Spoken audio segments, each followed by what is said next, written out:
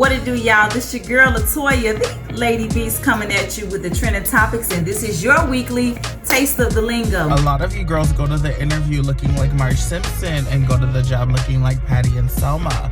Not demure. Let's get to it.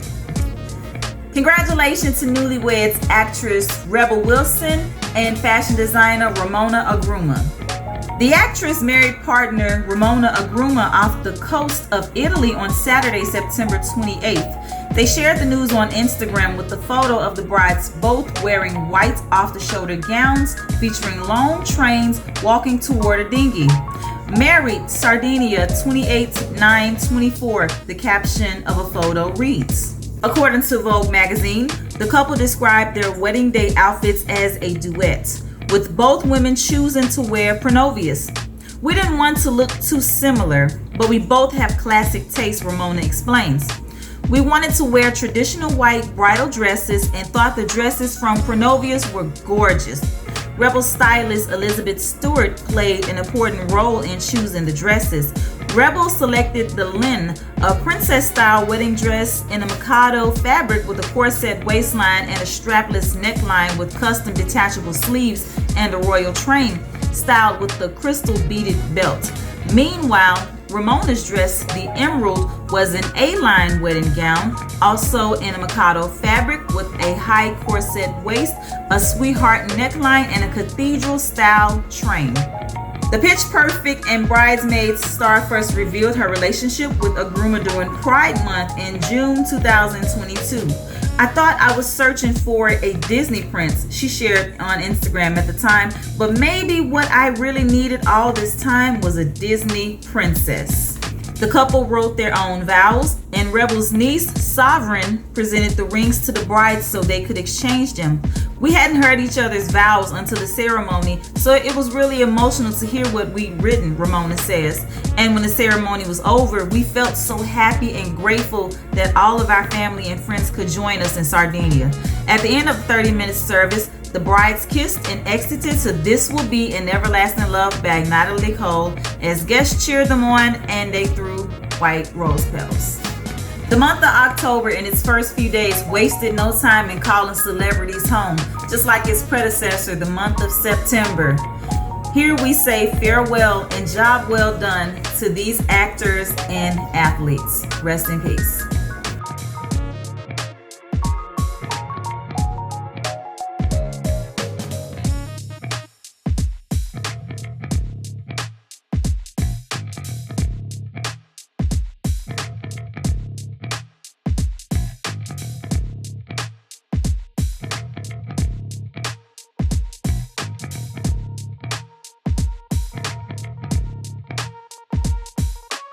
Of all the names that tugged on our heartstrings, the most notable of names is TV dad John Amos. John Amos, who starred as the family patriarch on the hit 1970s sitcom Good Times and earned an Emmy nomination for his role in the seminal 1977 miniseries Roots, has died. He was 84. With a career spanning over 5 decades, Amos leaves behind a legacy of groundbreaking work on both television and film. While the passing of John Amos itself doesn't appear strange, the announcement and details surrounding his passing is. According to his death certificate obtained by TMZ, it stated that he died on August 21st, 2024 of congestive heart failure at an Inglewood hospital. The news of John's passing was publicly announced on October 1st, 2024, 45 days later. The death certificate also states that he was cremated on August 30th, just 9 days after he passed, and the ashes are in the possession of his son, KC Amos, who made the announcement to news sources on October 1st of John's passing. He was a man with the kindest heart and a heart of gold, and he loved the world over. Many fans consider him their TV father. He lived a good life. His legacy will live on in his outstanding works in television and film as an actor. While it may seem understandable to withhold information of this sort from the public, as it should be a private matter for the family and they reserve the right to grieve and then make the announcement, It would have made even more sense if most of the family wasn't kept in the dark. Amos's only daughter, Shannon Amos, revealed that she found out about her father's passing through media just like the rest of the world. I am without words. Our family has received the heartbreaking news that my dad, John Allen Amos Jr., transitioned on August 21st. We are devastated and left with many questions about how this happened 45 days ago, learning about it through the media like so many of you. This should be a time of honoring and celebrating his life, yet we are struggling to navigate the wave of emotions and uncertainties surrounding his passing. Still, there is some semblance of peace in knowing that my father is finally free. My family and I deeply appreciate the outpouring of love, calls, and texts. Please continue to hold our family in your thoughts and prayers. Thank you. Another statement posted by John's goddaughter, Amy Goudy, was released on Facebook, and it reads as so. Our family statement. Please note that this statement is being released by the collective family and close friends of John Amos. It is with profound sadness and distress that we must share the circumstances surrounding our father's passing. He was a loving man who brought light into the lives of many. However, our family only learned of his death today through media reports, only to discover he actually passed away 45 days ago. Shockingly, we were not notified, nor were any family members informed. This tragic news has left us in shock and heartache. We do not have a death certificate, nor do we know where or why he died, but we know he was suffering from congestive heart failure and dementia. We fear he was likely cremated to avoid any potential investigation into the conditions surrounding his final days. Over the past year, John Amos was isolated from his family and close friends by Kelly K.C. Amos, Eugene Brummett, and Belinda Foster. Despite our repeated attempts to maintain contact, Casey prevented access to him, controlled and monitored his calls, and severed ties with John's daughter, Shannon Amos, his brother Leslie Seal Franklin, his grandchildren Kiera Colston and Jazz Williams, his business partner Paul Baldassar, his goddaughter Amy Goudy, his niece Sherry Corson, his former accountant, and many other close family members, friends, and loved ones. Casey portrayed an image of a close father-son relationship on social media, but the reality was far more complex. Our father suffered from dementia, and Casey often gave John verbal prompts to create a narrative on social media that was not reflective of the truth. We were deeply concerned that our father may have been neglected and isolated during his final days, as we received photos from concerned neighbors and a medical professional. One photo even prompted an elder abuse investigation to no avail. This situation mirrors Shannon's and Casey's mother's passing. Casey also prevented family members from being present and making decisions together. Shannon fought to be by her mother's side and ensured she had agency over her final days. The family also questions why no medical professionals, coroner, or authorities informed us of his passing, and why Casey did not notify any family member directly. We believe there are critical questions that need answers, especially since we believe Casey most likely made the decision to have John Amos cremated without the family's knowledge. We suspect these actions may have been taken to alter potential wills and collect life insurance and other benefits. This is made even more concerning by Casey's struggles with addiction and mental health issues, as well as his previous arrests. While we mourn the loss of our beloved father, we are also saddened and outraged by Casey Amos's actions. We refuse to rule out the possibility of foul play, especially given the involvement of two individuals, Eugene Brummer and Belinda Foster, who claims to have been John's spokesperson, who we believe may have taken advantage of his vulnerability as an elder. At a time when we should be grieving and celebrating our father's remarkable life, we find ourselves in the unfortunate position of seeking justice and clarity. Sincerely, Shannon Amos, daughter, Kiara Colston, granddaughter, Jasper and Nakia Williams, son-in-law and wife, Amy Goudy, goddaughter, Paul Baldassar, business manager, Leslie Franklin, brother, Willie Kinney, best friend, Sherry Corson Scott, niece. John Amos's final months before his death were beset by a battle over his care between his two adult children. The Hollywood Reporter reports an acrimonious battle between Amos's children defined the family in Amos's final years as they fought each other over their father's care and his legacy, with Shannon publicly accusing her brother Casey of elder abuse. She claimed in filings with authorities in New Jersey and Colorado that over time, her brother consolidated authority over their father's lives and affairs, isolating him from members of his inner circle, grandchildren, nieces, and decades-long friends, she claimed. Amos's daughter also claimed that her brother had impersonated their dad in communications, disregarded his medical needs, mishandled his finances, and exploited and eroded his legacy. A case was opened by police in Los Angeles regarding Shannon's claims, but it was closed in April.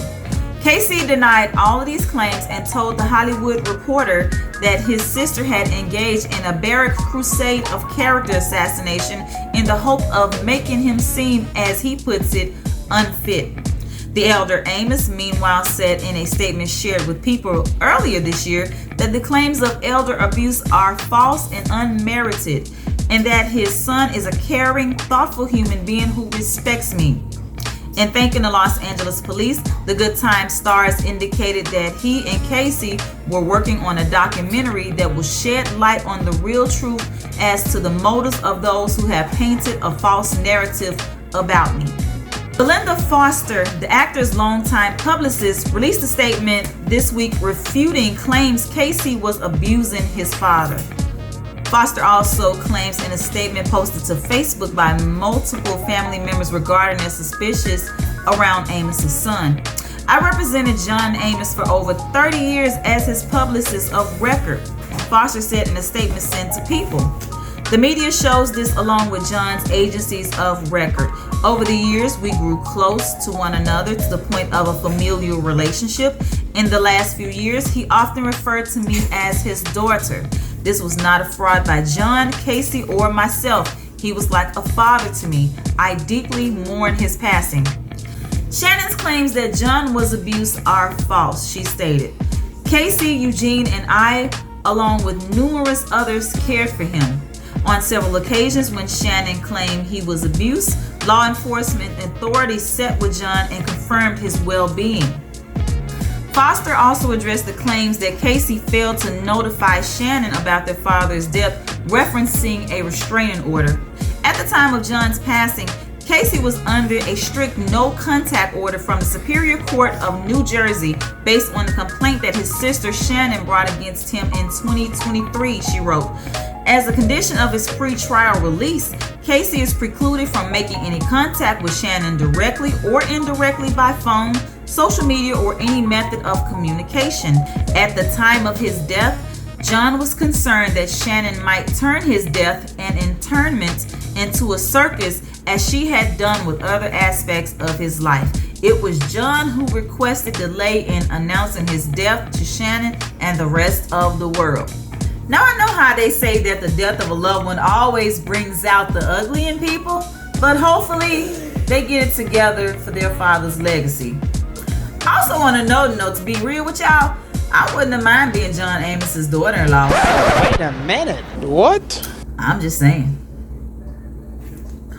Bruh. Actress Theresa Randle has been arrested and charged with felony assault in Los Angeles. Theresa Randle, a former actress known for starring in roles like Space Jam, Malcolm X, and the Bad Boys franchise, was arrested in California this week for assault, according to TMZ. According to law enforcement sources, police were initially called to a residence in a Los Angeles neighborhood on October 5th regarding an alleged assault involving Randle. By the time officers arrived, she had already left the scene. On Monday, 2 days later, she was arrested after a caller at the same home made a new report of a possible domestic issue and a potential restraining order violation. Randle was irate and far from cooperative during the booking process, according to TMZ. Sources told the site that the Los Angeles County District Attorney's Office rejected her case when she appeared in court on Wednesday. What you gonna do when they come for you, I guess? Bath and Body Works has their candles ready for the winter. However, the concept goes up in flames. Bath and Body Works is scrambling to remove a holiday candle off its shelves after the package was compared to hoods worn by the Ku Klux Klan, according to TMZ. The candle went viral Tuesday when an ex-user posted a screenshot of the product, which showed the snowed-in scent featuring a snowflake design set against a red backdrop. However, it didn't take long for users to compare the print to the infamous KKK hoods, as they too are all white with pointed tops and tiny holes cut into them. A spokesperson for Bath & Body Works tells TMZ, "We are committed to listening to our teams and customers and committed to fixing any mistakes we make, even those that are unintentional like this one. We apologize to anyone we've offended and are swiftly working to have this item removed and are evaluating our process going forward." This marketing hiccup comes 2 years after the brand was criticized for its Black History Month offering when they advertised everyday products as limited edition goods after slapping new packaging on top of them. At this time, critics were outraged by the lack of cultural sensitivity in its campaign. Another L for Bath & Body Works, it seems. Just tragic. As a crafter, I see where Bath & Body Works was trying to go with the idea of the snowflake and the cutouts, just like you would see in elementary school, but the closeness of the image took a left turn. Also, on the other end, I could see how that image could be offensive and piss off a lot of African American customers. And honestly, doing this content kind of gave me the heebie-jeebies. Ugh. And that is all I have for your taste of the lingo. Be sure to tune in every Sunday to the Women of Sko Lingo, and also tune in nightly to Just Say No to Sko. Remember, for the real content, it's Sko gang or no gang or don't bang. I holla. Peace.